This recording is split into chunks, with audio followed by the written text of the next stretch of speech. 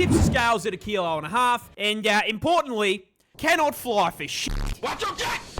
Based. The most based birds in the history of bird history are the ones who can't fly. Am I wrong? Tell me I'm wrong. Yo, today we will be going back to MoreParz. We haven't looked at MoreParz in months, I feel like. So today we're gonna go back and see what is going on in the world of MoreParz. Did you know that whales can explode? I did know this. This happens when the whales are, when they beach and they start decomposing and they bloat and they explode. Yeah, these bad boys can turn themselves into an all-natural IED, but they can't explode on command like a creeper. No, in order to pull or explode, it needs to be fucking dead first. Yep. In fact, it's got to die in a very specific way. This is why we get taught in school not to ever approach a dead beached whale. Never approach it. It's literally just because of this. See, usually when a whale carks it, that fucker sinks like a stone and gets hoovered up by bottom feeders. But if it manages to... if you don't know, if a whale dies out at sea, it sinks, and whale fall, they're called whale falls, is when a whale dies and it falls down to the bottom. There's animals and entire ecosystems at the bottom of the ocean, 1,000, 2,000, 3,000 meters down. Their entire ecosystem is just eating dead fish. Fish that died at like normal depth and then sunk down into the abyss. And when a whale dies and falls down like that, that is a gigantic feast. To wash up on shore, or it dies by beaching itself, there's nothing to eat it. No, what that house-sized corpse does do is sit there, frying in the fucking sun, starting to rot. Now, a fun fact about rotting corpses, they go through this cool process called putrefaction. Basically, this is not fun, by the way. All the bacteria in your gut start to break down your flesh, which produces a shitload of different gases. And if nothing punches a hole in the whale, that gas has nowhere to go. So the corpse begins to swell and inflate like a fucking balloon. Oh, I didn't know I had that mod on. And it will fill with gas until its body can't fucking take it anymore, at which point it basically becomes a fucking boomer from Left 4 Dead. We got a boomer! The force of the gas can cause the skin to split and then Free Willy explodes all over the fucking beach. But anyone touching it could cause it to explode as well.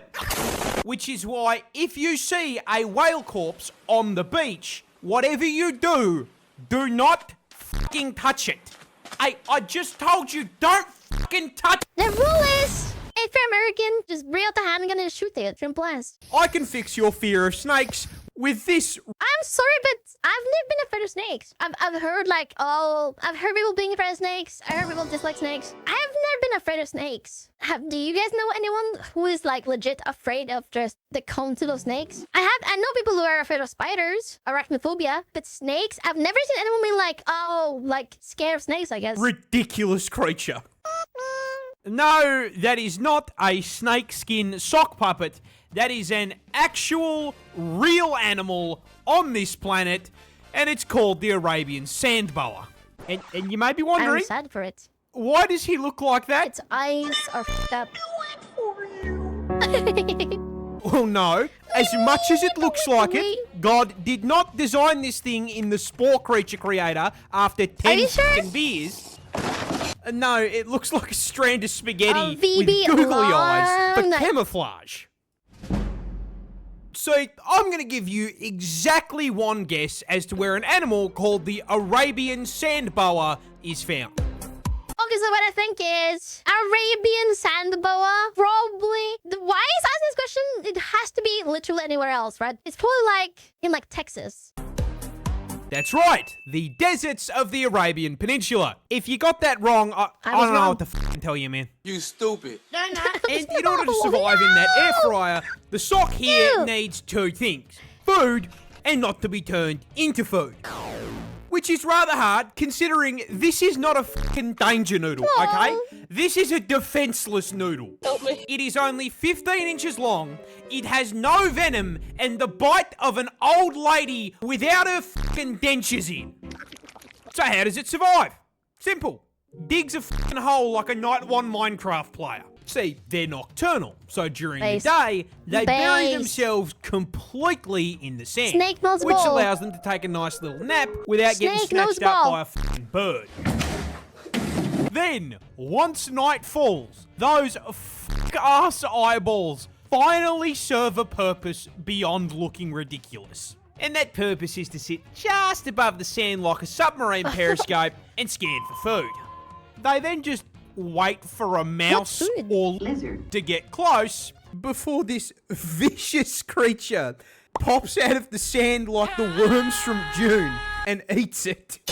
I'm sorry, I find the Is it idea real? of this No. stupid fucking snake This killing can't eat- anything no. so funny. Come on, Like, be just real. imagine the last fucking thing you see before ascending to the pearly gates is fucking that.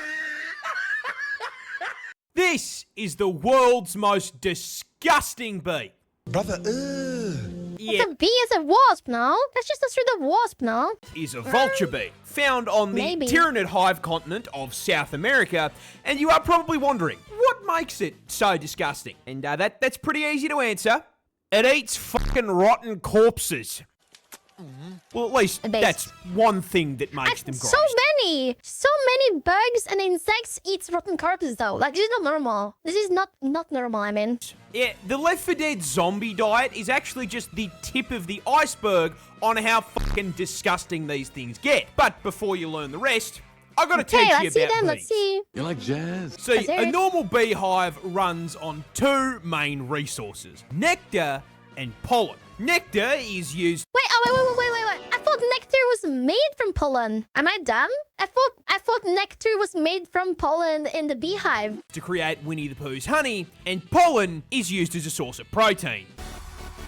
Now, the issue is vulture bees can collect nectar, but they are physically incapable of picking up pollen. Oh! So where do I they get get it their now, I protein? get it now. Well, basically, I get it now. roadkill. Instead of flying around and looking for a lovely floral arrangement, vulture bees will surf the skies until they spot a rather delectable-looking maggot-ridden corpse, which they will then cave. Let's not forget, guys. Maggot-ridden cheese is a delicacy for humans.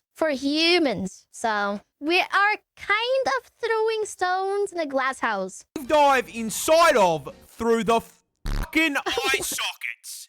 Oh yeah, I told you they got grosser, and this isn't even the worst bit. Because once they're inside, they treat your fucking corpse like the deli at the supermarket, rooting around for the cuts of meat that they're after. Supermarkets. But for the same reason they can't carry pollen, they can't just take the fucking meat out in a shopping trolley. No, what they do is scarf down the stacks of rotten flesh like a Minecraft player who's run out of food, fly back home, Okay. walk through the front door, and vomit it into another bee's mouth. Okay, well, not straight into its mouth. No, They're not no. savages. Why? It goes into a bowl first. Why? And then But why, another though? bee eats it. No, but why can't the original bee just digest it itself? Why does that have to pass on to a different bee? And mixes it with spit and nectar to turn it into a Why? meat sludge. Why? That gets eaten by the other bees. Yeah, I hope you weren't planning on eating anything I hate this. anytime I hate this. soon. I hate these animals. This is the world's fastest chicken. This is the Tasmanian native hen. Except no one fucking calls it that shit. We call it the turbo chook. This bad boy is from the land down under. Who's More we? specifically, it's only found Oh in my my god, home state BB. of Tasmania. Nick. And as you may have guessed by that nickname, Lightning McChicken here is built for exactly one purpose. Speed. I am Speed. But before I address it violating the speed limit, I've got to address the fact that it's a fucking fraud. So despite that name, it is not remotely related to a chicken. It's Wait, I thought hen just meant a female bird. Am I crazy? actually from a family of waterfowl called rails. It's around 50 centimeters long, tips the scales at 1.5 kilos, and importantly, cannot fly for shit. Watch your jet! In fact, it is based. The absolute coolest birds in the history of birds are the ones who can't fly. No flame, penguins, emus, kiwis, chickens. The most based birds in the history of bird history are the ones who can't fly. Am I wrong? Tell me I'm wrong. Completely flightless. And that is a little bit of an issue because this is Australia, where at any given point, this mobile KFC bucket is a rock's throw from a fucking snake. However, Sonic the Hedgehog didn't trade in that pilot license for nothing. See, they still have wings. They just don't use them to fly. They use them as a spoiler, because when threatened, they don't fuck off into the clouds. No, hen racing here just drops gear into first, punches the throttle, and fucking tears off at 52 kilometers an hour. I don't think you understand how fucking insane it is for something the size of a chihuahua to break the speed limit in a school zone. So let me make a comparison to Australia's other flightless bird, the one we lost a war to. Emus are 2 meters tall, and when they run, they cover 3 meters per step. That is a total of 6 whole native hens per single emu footstep. So you would assume the emu gaps the fucking hen, right? Wrong. Ken Verstappen and the war turkey are the same speed. How the fuck? That's crazy, actually. This isn't a snake. It's a bug. This? What would... Oh, it's camouflage! Look! It's a bug camouflaged as a snake to scare away predators. This isn't a snake. It's a bug. That's so cool. This is the very creatively named snake-headed caterpillar found wriggling around in South. I almost expected to be called snake bug, but at least they were a little bit more original than snake bug. So America, that's good for them. And the reason they're dressed up like the average Australian resident is to scare people. See, caterpillars exist for... I'm sorry, MoreParz, but the average Australian resident is actually a bunny, a wild rabbit we introduced about 200 years ago. There's 1 billion wild rabbits in Australia now. The average Australian is just a straight up wild rabbits. For exactly one reason, to spin up a cocoon and Pokemon evolve into a moth or butterfly. Now, in order to achieve this, they need to be not fucking dead, which is a little difficult when everything under the sun is trying to eat them. Mission failed. Birds, wasps, spiders, frogs, you name it, they all look at a caterpillar as the world's freest meal. I mean, it's basically a sentient, slow-moving hot dog with zero escape strategy. So, how does the very hungry caterpillar avoid the very hungry everything else? Very hungry. Some choose camouflage, others become more toxic than a league lobby. But the snakehead chose cosplay. Well, if you want to get technical, the scientific term is mimicry. As we've established, caterpillars are weak, light work for their predators. You know what isn't light work? A snake. Which is why when threatened, these little guys will force air and blood into their head, causing it to inflate. So they get a snake erection. Interesting. They then shake that shit in the air, perfectly mimicking a venomous snake. Whatever was about to eat them sees their free meal turn into fucking rattlesnake Jake, becomes shit scared, and runs the fuck away. Why are you running? Man. You know, now that I'm thinking about it, its entire defense is just becoming a scary, wacky, waving tube, man. I think it's cute. Okay. Thank you so much for watching. As always, you guys are the absolute best. Leave a comment below. What should I react to next? Drama, videos, anything. Leave it below. I love you guys. Kisses.